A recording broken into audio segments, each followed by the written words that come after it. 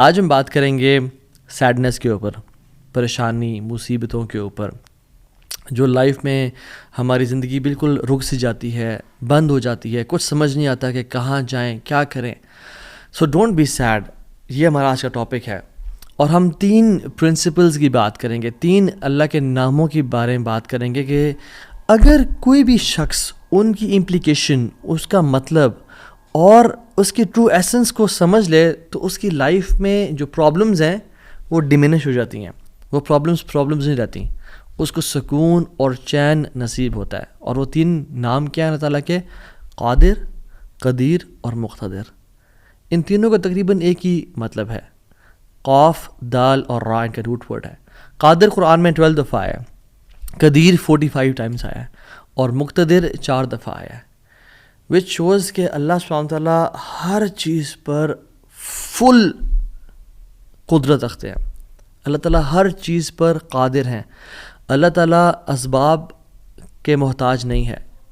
جو مسلمان ان ناموں کو سمجھ لیتے ہیں نا، اور آج ہم سمجھیں گے ناموں کو، اور اس کی وجہ سے آپ دیکھیے گا by the end of the session کس طرح سے ہماری مصیبتیں، مشکلات ہمیں چھوٹی ہوئی نظر آتی ہیں، اور ہمیں کچھ پرنسپل سمجھ میں آئیں گے کہ ہم کس طرح سے اللہ تعالیٰ کی اس سیکرٹ ڈور آف ہیپینس کو انلاک کر لیتے ہیں۔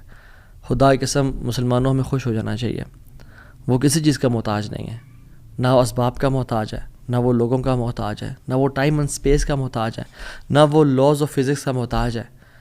ہر چیز اس کی محتاج ہے، وہ کسی چیز کا محتاج نہیں ہے۔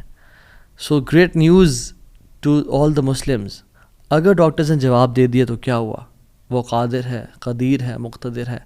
اگر رشتہ داروں نے چھوڑ دیا تو کیا ہوا؟ اگر رشتہ نہیں ہو رہا تو کیا ہوا؟ اگر کاروباری لوگ جو ہیں انہوں نے آپ کو دھتکار دیا اور سائڈ پہ کر دیا تو کیا ہوا؟ His doors are still open, وہ مسبب الاسباب ہے۔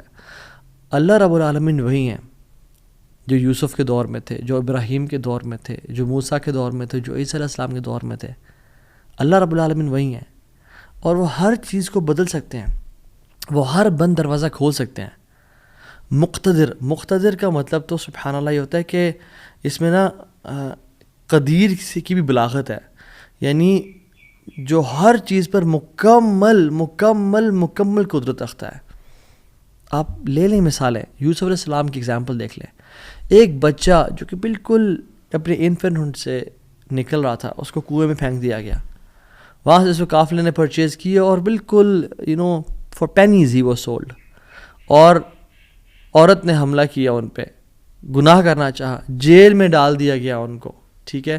وہ شخص جو کنویں میں پھینکا گیا، جو جیل میں ڈالا گیا، جو اتنا بے بس کہ نہ باپ، نہ ماں، نہ بھائی، بالکل مصر میں ان نون اسٹرینجر، اور وہ جیل میں بھی ہو، نو کانٹیکٹس، نو پی آر، کیا بنے گا اس کا؟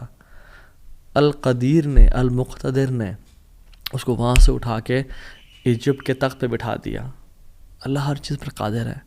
ابراہیم علیہ السلام، باپ بھی چھوڑ گیا، باپ نے کہا تجھے میں رجم کر کے مار دوں گا، ہر کوئی ساتھ چھوڑ گیا، حتیٰ کہ سب جمع ہو گئے ان کے خلاف، اور ان کو برہنہ کر کے کیٹاپلٹ میں ڈال دیا، اور وہاں سے جب آگ میں ڈالنے لگے تو کیا پڑھا ابراہیم نے؟ حسبی اللہ و نعم الوکیل، مجھے اللہ کافی ہے۔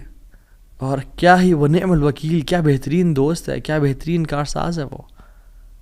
اور اللہ تعالیٰ نے وہ کس طرح کا قادر ہے، وہ کس طرح قدیر اور مقتدر ہے کہ اس نے ہواؤں کی ڈائریکشن کو نہیں پھیرا، نہ ہی اس نے سمندروں کے رخ کو بدلا، نہ ہی اس نے کوئی پرندے بھیجے جو کہ اس پانی کو، اس آگ کو ٹھنڈا کر دیں پانی پھینک پھینک کے، نہیں، بلکہ ڈائریکٹ اس آگ کو کہا جس کی صفت ہے جلانا، قُلْنَا يَا نَارُ كُونِي بَرْدًا وَسَلَامًا عَلَىٰ إِبْرَاهِيمَ، ہم نے کہا اے نار، اے آگ، ٹھنڈی ہو جا اور سلامتی کا باعث بن جا ابراہیم کے لیے۔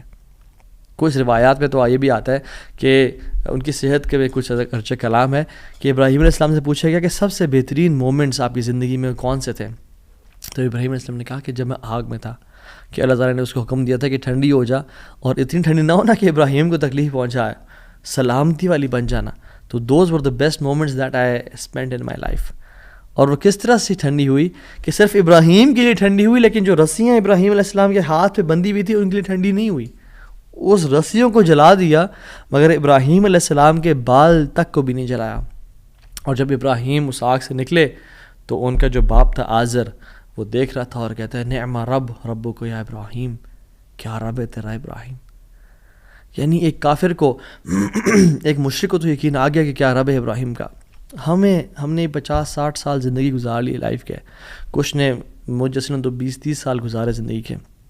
ہمیں ابھی تک رب کی قدرت پہ یقین نہیں آیا، ہمیں ابھی تک آنیسٹلی اللہ تعالیٰ کے مکمل قادر ہونے پہ یقین نہیں آیا.